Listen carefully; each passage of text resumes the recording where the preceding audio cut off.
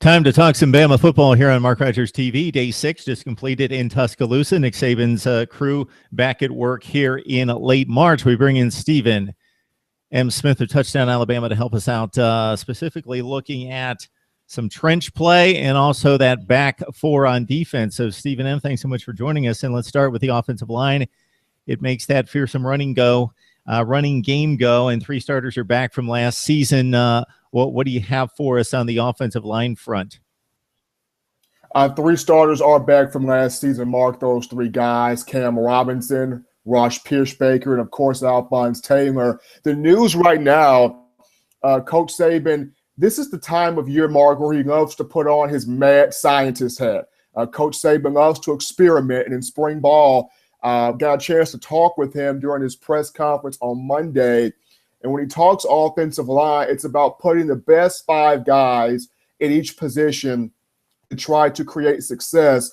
Alabama losing a decorative player at center and Ryan Kelly. Here's a guy that took over for the departed All-American Barrett Jones in 2013.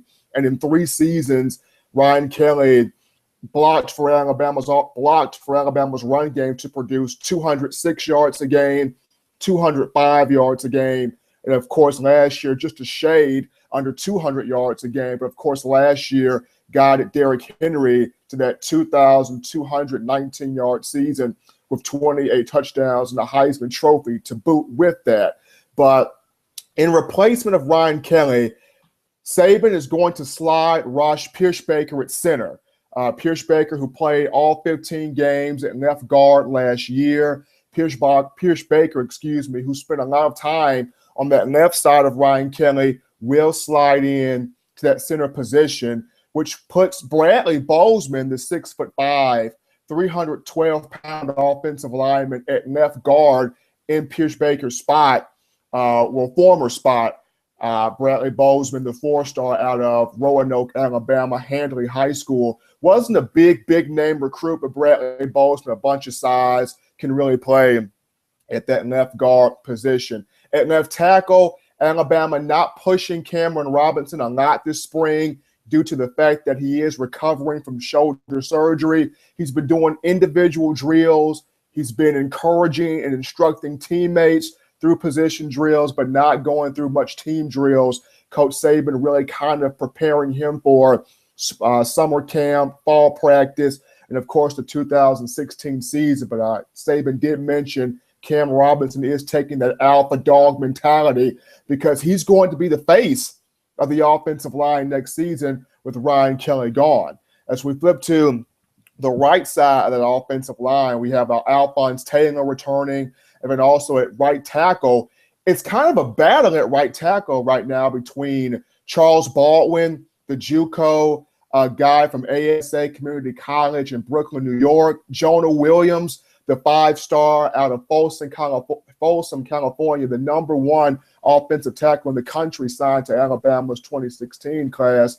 And also Lester Cotton, the offensive lineman that was signed in Bama's 2015 class from Central High School here in Tuscaloosa. So you have Cotton, Jonah Williams, Charles Baldwin, and even Corin Curvin, who was at one point a defensive lineman. All of these guys battling for an opportunity at right tackle. And Saban mentioned that when you are replacing guys, you're trying to find the best 5 guys on your team to get that offensive line to gel. And if it takes taking turns and making a decision off that, it's what Saban will go with. Very impressive from Pierschbaker in a freshman season where he was named first-team All-SEC freshman. 1.5 sacks allowed for the entire season from that left guard position. And also keep in mind, according to the Alabama website, only 7 missed assignments in 15 games played. So very impressive out of him. Now we flip to the defensive side, probably the unit, rightfully so, given as much credit as any unit on this team for winning a national championship. Dominant defensive unit and led by the defensive line. But the bulk of the experience, of course, the great talent comes in with the recruiting classes, but the experience gone, especially at the D-tackle position. Alabama losing 2 of its more fearsome intimidating leaders in Ashawn Robinson and Jaron Reed, excuse me. Both guys 6'3", 6'4", 307 pounds, and two guys, Mark, that can look at you with a mean face and then dunk a basketball.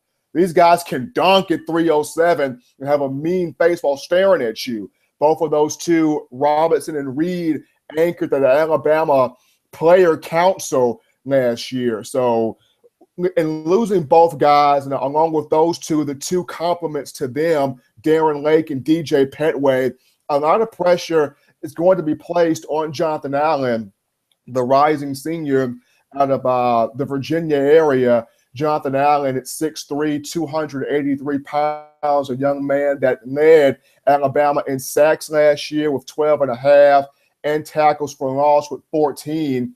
He hasn't been practicing much this spring due to, like Cam Robinson, Jonathan Allen recovering from shoulder surgery, but he's anticipating to have a great year. But behind him, Mark, I see two guys that can really have a stellar season in 2016. And those two, Darren Payne and Deshaun Hand. Darren Payne, the rising sophomore out of Birmingham, Alabama. Deshaun Hand, the rising junior out of Woodbridge, Virginia. First off, with Deshaun Hand, here's a guy that's 6'4", 278 pounds, running a 4.8 40. The guy is quick. The guy has tremendous hands, good footwork, and getting to the quarterback, creating negative plays. When he came to Alabama in 2014, Hand was a little bit raw in his technique, but defensive line coach Bo Davis has certainly groomed him to be a big-time player. Last year, Deshaun Hand had 4 sacks. 2 of those 4, well, a couple of those came against top SEC competition. Daron Payne, who is about 6'3", 319 pounds, runs a 4.93 in the 40, and one of the strongest guys on the team when you talk about power clean, bench press, and squatting. Daron Payne had a great game against Georgia last season, really doing a good job against John Theus and that bunch over there in Athens. So Daron Payne, Deshaun Hand, Jonathan Allen, of course, Dalvin Tomlinson comes back, Tim Williams, who can play both outside linebacker and defensive end. Ryan Anderson can do a little bit much of the same thing. Alabama returns its top 3 pass rushers from last year, Tim Williams, Ryan Anderson, Jonathan Allen. Those 3 combined for 28.5 of Alabama's 52 sacks. But it does hurt losing Ashawn Robinson and Jaron Reed because of the fierce intensity that both guys brought to the table. And as Jonathan Allen vies for first-team All-America status, it's interesting to note and also very impressive that his entire sack total of 12 last season came against Power 5 competition. So the 3 games against the Group of 5 or FCS competition, no sacks, racked them all against the big boys, 11 of the 12 against ranked opponents. So he played his best in the biggest games. Now we move on to the secondary, where Derek Ainsley uses his experience, and most notably in the SEC from Kentucky and Tennessee, and comes to Alabama, and maybe a more aggressive style of play in the secondary this year. A very much so aggressive style of play. Derek Ainsley comes back home. Keep in mind, this is a guy that worked with Alabama from 2010 to 2011 as a graduate assistant. During his tenure, Alabama posted a 22-4 record. The Crimson Tide had 3 defensive backs that made first-team All-American selections under Ainsley. Those 3 guys, Daquan Menzie, Dre Kirkpatrick, and Mr. Mark Barron. 2 of those 3 are in the NFL right now, that being Mark Barron and Dre Kirkpatrick. So Derek Ainsley, not a stranger at all to Alabama football, is trying to get these guys to understand in the secondary, it's about being physical, playing fast, but identifying where you are, getting your head turned around to face the football. That was one area in which Alabama struggled in last year. They would be in perfect phase, the corners and the safeties, but as that ball is in the air, at times they would wait a little too late to turn the head around, face the football, and then play the football. And where safeties are concerned, there were moments in the 2015 season where the help to the corners was brought a little bit too late. You saw it against Clemson. where Deshaun Watson's able to target Hunter Renfrow in just open space. Minka Fitzpatrick would have the coverage, but the minute of help coming from Eddie Jackson or Geno Smith would be too late, leaving that void in the middle between the corner and the safety where Deshaun Watson can safely drop that ball in for a huge gain. And that's something that Ainsley's working on, continuing to be a good form tackling secondary, along with being physical, but understanding where you are when that ball is in the air and playing the football. And what a year by Eddie Jackson last season at free safety. 6 interceptions, 46 tackles up from the safety position and supporting the run. And he's primed to really, like we talked about, Jonathan Allen, gain a lot of postseason honors coming up this season. So 6 practices in the book. Anything in particular we should look out for the remainder of Alabama spring practice leading into the spring game? I think we should all look out for Rashad Evans. This is an Alabama linebacker coming out of Auburn High School in 2014, 6'3", 225 pounds. He's probably put on a little bit more weight since then, but he's playing in both inside and outside linebacker this spring, and more so as well in the fall.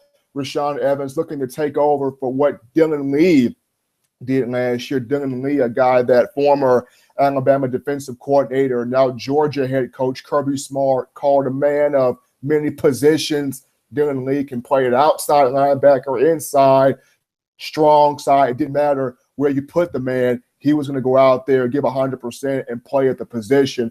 Rashad Evans, the exact same type of player, has got a little bit more strength than what most people give him credit for. He's known for but talking to a lot of the players, including Ryan Anderson, he will lower the boom and pop you when he needs to.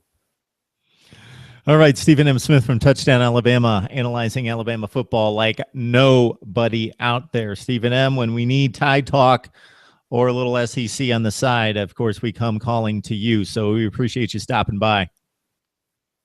No problem, Mark. I appreciate you guys giving me the opportunity, man. I love the opportunity.